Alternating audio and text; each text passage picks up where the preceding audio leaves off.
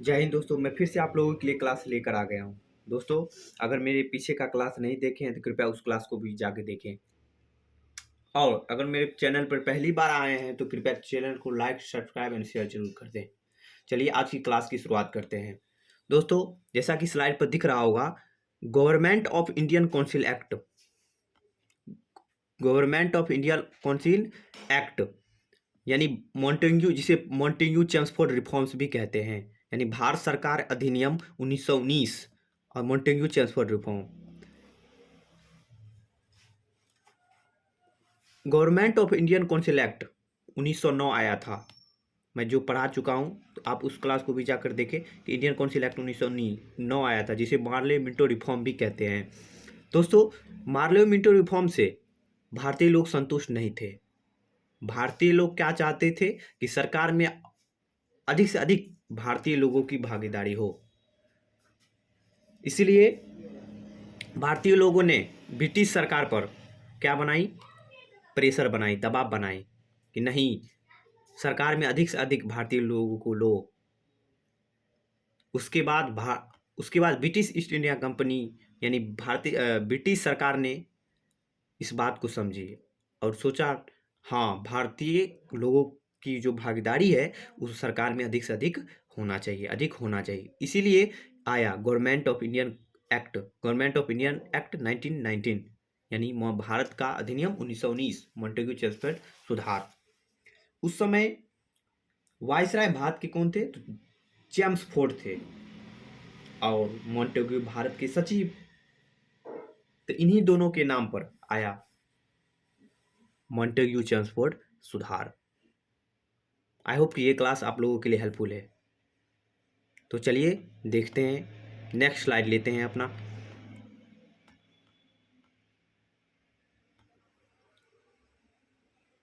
उन्नीस में Edwin Montagu 1918 में, यानी घोषणा कब की कर दी गई थी, स्टेटमेंट की 1919 के समय 1909 में जो संविधान दिया गया था, एक्ट आया था, अधिनियम आया था, उसे बदलकर फिर एक नया एक्ट लाया जाएगा, यानी उसमें सुधार किया जाएगा। 1919 में ही स्टेटमेंट आया था। एडविन मॉन्टेग्यू सचिव थे उस समय। राज सचिव कौन थे? एडविन मॉन्टेग्यू उस समय वायसराय थे और राज सचिव लॉर्ड चेम्सफोर्ड थे। वायसराय ने असंवैधानिक सुधारों की योजना बनाई, तैयार की, जिसे मॉन्टेग्यू चेम्सफोर्ड या मोंटफोर्ड सुधार के रूप में भी जाना जाता है, जिसके कारण भारत सरकार अधिनियम 1919 आया, जिसे इंडियन काउंसिल एक्ट 1999 कहते हैं, 1919 कहते हैं। आई होप कि ये क्लास आप लोगों को समझ में आ रही होगी। मॉन्टेग्यू चेम्सफोर्ड सुधार 1921 में, यानी कि सुधार कब हुआ? 1919 में। अब पारित कब किया गया? 1921 में पारित हुआ। दोस्तों, इस अधिनियम का एकमात्र उद्देश्य, तो 1919 का अधिनियम का क्या उद्देश्य था? इस अधिनियम का एकमात्र उद्देश्य था भारतीयों को सरकार में उनका प्रतिनिधित्व सुनिश्चित करना। यानी कि मैं पहले ही बता दिया हूं कि सरकार में भारतीय लोगों को अधिक से अधिक भागीदारी लेना, यानी उसकी प्रतिनिधित्व अधिक बढ़ना चाहिए, उसकी सुनिश्चित करना चाहिए। अधिनियम ने केंद्र के साथ साथ प्रांतीय स्तरों पर सुधार की शुरुआत की, यानी कि प्रोविजनल और सेंट्रल दोनों लेवल पर भारतीय लोगों की भागीदारी बढ़नी चाहिए। उसके बाद देखिए, द्वैध शासन की शुरुआत हुई, यानी प्रशासकों के दो कार्यकारी थे, दो प्रशासक थे, एक थे कार्यकारी पार्षद और एक थे मंत्री, जिसे डयार्की शासन कहते हैं, द्वैध शासन। राज्यपाल प्रांत का कार्यकारी प्रमुख होता था, यानी कार्यकारी का प्रमुख कौन होता था? राज्यपाल होता था। राज्यपाल प्रांत का कार्यकारी प्रमुख होता था। विषय के दो सूचियों में विभाजित किया गया था, आरक्षित और स्थानांतरित। विषय को कितने सूची में दोस्तों विभाजित किया गया था? दो, यानी कामों को दो सूची में आरक्षित किया गया था, एक बांटा गया था, एक को कहते थे आरक्षित, एक को कहते थे स्थानांतरित। राज्यपाल अपने कार्यकारी परिषदों के साथ आरक्षित सूची को प्रभारी करते थे। अच्छा, राज्यपाल देखिए दोस्तों, राज्यपाल आरक्षित को देखते थे, और मंत्री किसको देखते थे? स्थानांतरित को, सूची को प्रभावी थे। इस सूची के अधीन विषय और व्यवस्था सिंचाई, यानी कि आरक्षित सूची के अंतर्गत क्या आता है, क्या कौन कौन सी विषय थी, कौन कौन सी काम थी, तो थी उसमें सिंचाई थी, वित्त थी, फाइनेंस थी, भू राजस्व, ये सभी काम थी, ये सभी विषय थी, सब्जेक्ट आरक्षित के अंदर। उसके बाद देखिए मंत्री थे, मंत्री तबादला, यानी कि मंत्री जो बदल जाता है, मंत्री सूची के तहत विषयों को प्रभारी थे। शामिल विषयों में शिक्षा, स्थानीय सरकार, स्वास्थ्य, उत्पाद शुल्क, उद्योग, सार्वजनिक कार्य, बंदोबस्ती आदि शामिल थे। मंत्री तबादला सूची के तहत विषयों के, यानी कि मंत्री के अधीन ये सभी वर्ग था।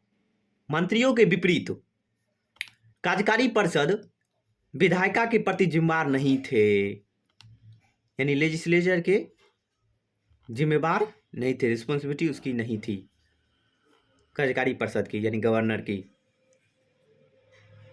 प्रांतीय विधान सभाओं का आकार बढ़ा दिया गया था। दोस्तों, जब ये भारत जो उस समय की जो ब्रिटिश सरकार की जो अधिनियम थी, उसमें भारतीय लोगों की भागीदारी बढ़ाना था, तो ये जरूरी था कि उसमें उसकी विधानसभा, प्रांतीय प्रोविजनल विधानसभा की जो सीटें थी या सेंट्रल सीटें थी, उसको अधिक से अधिक बढ़ाया जाए, उसके आकार बढ़ाया जाए, तभी तो लोगों का एडजस्टमेंट हो पाता, सीट मिल पाता, प्रतिनिधित्व कर पाते ना। तो अब लगभग 70% सदस्य, 70% सदस्य निर्वाचित हो गए थे, सांप्रदायिक और वर्गीय मतदाता थे। आई होप ये क्लास आप लोगों को समझ में आ रही है। अगर क्लास समझ में आ रही है तो कृपया लाइक, सब्सक्राइब एंड शेयर जरूर कर दें। चलिए अपना नेक्स्ट स्लाइड लेते हैं।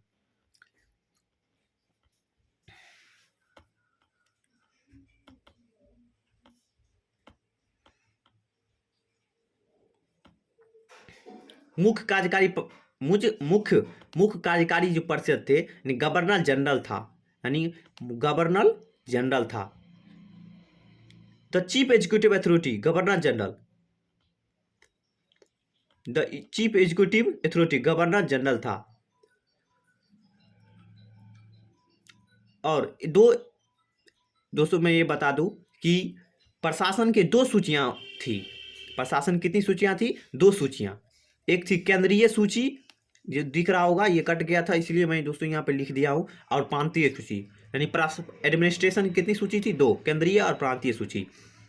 स्थापना, एक द्विसदनीय विधायिका की स्थापना, लोकसभा के और राज्यसभा के पार्षद, यानी जो राज्यसभा के अग्रदूत की स्थापना की गई थी, यानी bicameral legislature was the setup, 2 houses, जिसको लेजिस्लेटिव असेंबली, जिसे अभी क्या कहा जाता है, लोकसभा, की स्थापना की गई, एंड काउंसिल ऑफ स्टेट, जिसे फोररनर, यानी बाद में उसे क्या कहा गया, राज्यसभा, लोकसभा और राज्यसभा।